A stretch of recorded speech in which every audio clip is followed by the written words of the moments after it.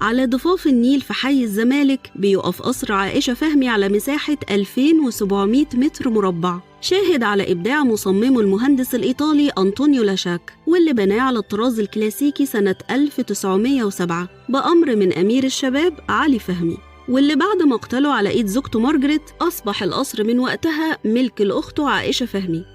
بمجرد دخولنا للقصر بنلاحظ لوحات من الحرير والكتان وبعض الزخارف الأوروبية اللي بتزين الحوائط.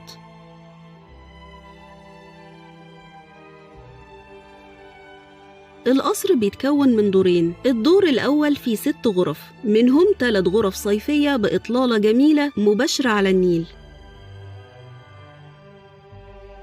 ده بالإضافة ل3 غرف بتمثل الجناح الشتوي.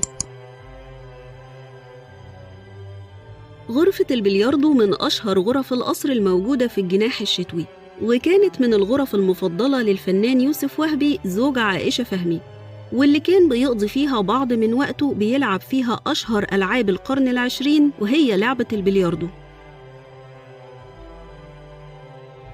بيفصل ما بين الدور الأول والتاني سلم بيمر على نوافذ القصر المصممة من الزجاج بألوان وأشكال متنوعة ومبهجة جداً.